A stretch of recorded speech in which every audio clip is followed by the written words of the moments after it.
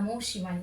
सावन के महीने में शिवलिंग की विशेष रूप से पूजा की जाती है, लेकिन अधिकतर लोग इसके पीछे के रहस्य के विषय में नहीं जानते। तो आइए जानते हैं कि शिवलिंग क्या है और शिवलिंग का रहस्य क्या है।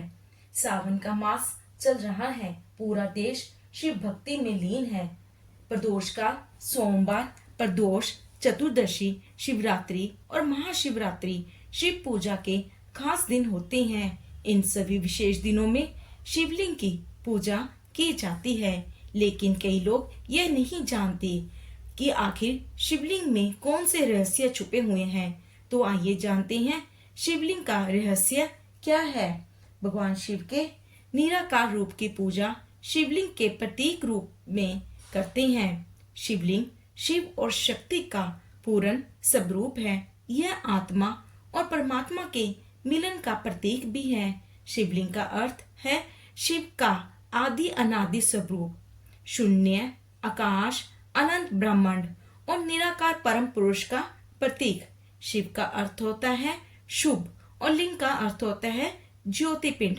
शिवलिंग ब्राह्मण या ब्राह्मण्य अंडे के आकार का प्रतिनिधित्व करता है। वायु पुराण के अनुसार प्रलय काल में समस्त सृष्टि शिवलिंग में ही लीन हो जाती है और पुण्य सृष्टि काल में इसमें सृष्टि प्रकट होती है, उसे शिवलिंग कहते हैं। शिवलिंग भगवान शिव का ही एक प्रतीक है जो निराकार ऊर्जा और सृष्टि की शुरुआत का प्रतिनिधित्व करता है। इसे ब्रह्मांड का प्रतीक भी माना जाता है, जिसमें सभी ठोस और ऊर्जा शामिल है। शिवलिंग की पूजा अनादि काल से चली आ रही है और इसे भगवान शिव के निराकार रूप की आराधना का एक तरीका भी माना जाता है। शिवलिंग भगवान शिव और मां पार्वती के मिलन का भी प्रतीक है, जो पुरुष और प्रकृति की समानता को दर्शाता है। शिवलिंग को ध्यान और साधना के माध्यम से आत्म साक्षात्कार प्राप्त करने का एक साधन माना जाता है। शिवलिंग की उत्पत्ति। लिंग महापुराण के अनुसार एक बार भगवान ब्रह्मा और विष्णु के बीच श्रेष्ठता का विवाद हो गया। जब उनका विवाद बहुत अधिक बढ़ गया, तब अग्नि की ज्वालाओं से लिपटा हुआ लिंग भगवान ब्रह्मा और भगवान विष्णु के बीच आकर स्थापित हुआ था।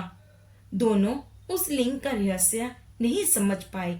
इस रहस्य के बारे में विष्णु भगवान और ब्रह्मदेव ने 1000 वर्षों तक खोज की, फिर भी उन्हें इस लिंग का स्रोत नहीं मिला।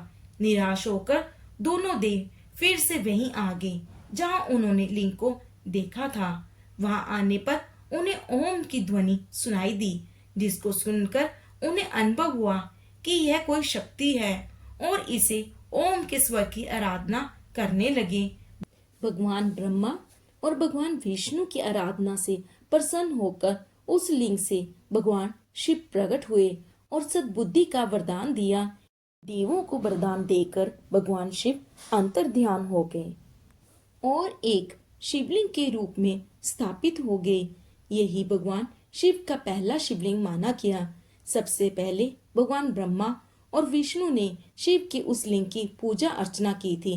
तब से भगवान शिव की लिंग के रूप में पूजा करने की परंपरा की शुरुआत मानी जाती है। क्या है शिवलिंग का विन्यास? शिवलिंग विन्यास के 3 भाग होते हैं। पहला भाग जो नीचे चारों ओर से भूमि पर स्थापित होता है। मध्य भाग में 8 ओर एक समान पित्तल की बैठक बनी होती है। अंत में इसका शेष भाग जो कि एक अंडाकार होता है, उसकी पूजा की जाती है। इसके चारों ओर सर्प लिपटा होकर उसका फन शिवलिंग के ऊपर होता है। सबसे ऊपर छत से लटके जल से भरे एक तांबे या पित्तल के घड़े में शिवलिंग पर बूंद बूंद जल टपकता रहता है।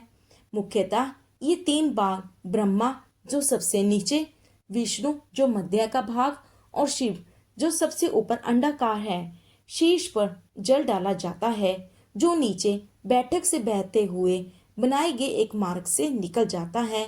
इस मार्ग को सोम सूत्र कहते हैं। शिवलिंग पर जल अर्पित करते समय जिस नलिका से जल बाहर निकलता है, उस स्थान पर भगवान शिव की बेटी अशोक सुंदरी का वास माना जाता है। जलाधारी के आगे की ओर जो पद दिखाई पड़ते हैं उस स्थान पर कार्तिकेय और गणेश जी का वास है। माता पार्वती का स्थान शिवलिंग के ठीक नीचे है, जिससे हस्तकमल का नाम दिया गया है। पूजा करते समय सभी जगहों पर फूल अर्पित करते हैं। शिवलिंग के मुख्य कितने प्रकार हैं? मुख्य रूप से 4 प्रकार के शिवलिंग होते हैं।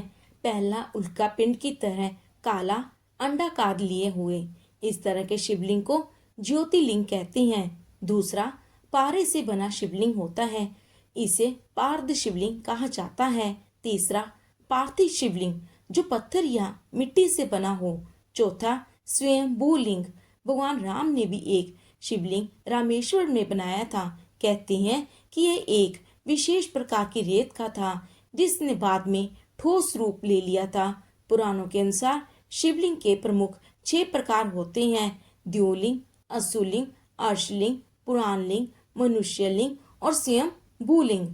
और भी अन्य पदार्थों से शिवलिंग बने होते हैं। आइए जानते हैं। कस्तूरी और चंदन से बना शिवलिंग शिव सायुज्य देता है। फूलों से बनाया गया शिवलिंग भू संपत्ति देता है। जौ, गेहूं, चावल तीनों का आटा समान भाग मिलाकर जो शिवलिंग बनाया जाता है, उसकी पूजा स्वास्थ्य और संतान देती है।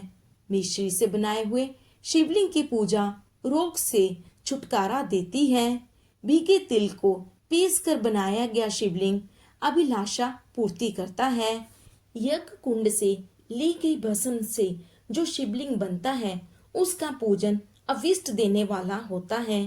किसी की प्रीति बढ़ाने के लिए गुड़ की डली से बनाकर शिवलिंग का पूजन करना चाहिए। सुख शांति की प्राप्ति के लिए चीनी की चाशनी से बने शिवलिंग का पूजन होता है।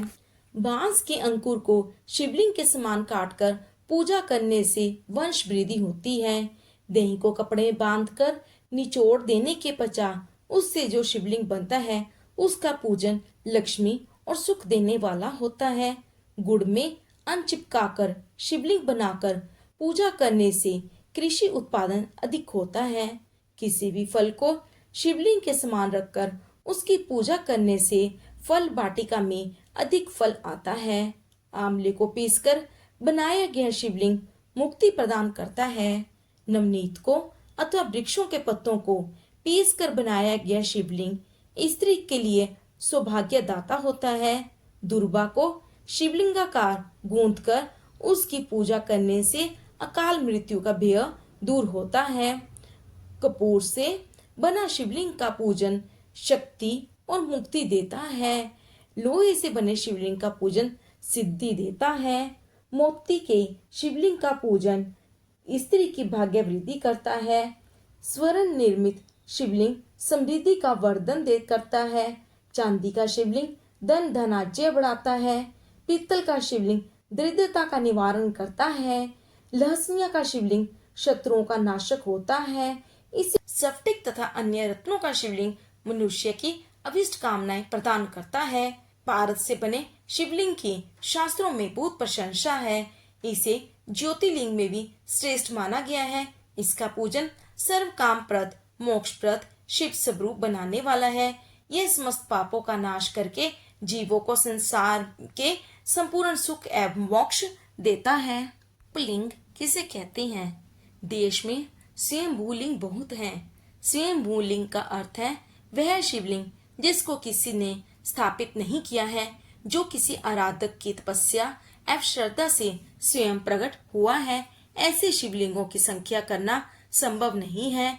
जगत ही लिंग में है। स्वर्ग में, पाताल में और पृथ्वी में भी ये दिव्यलिंग बहुत हैं, लेकिन पृथ्वी पर ज्योतिर्लिंग केवल 12 है। उनका वर्णन इन 12 ज्योतिर्लिंगों के 8 उपलिंग माने जाते हैं। इनका वर्णन आगे है।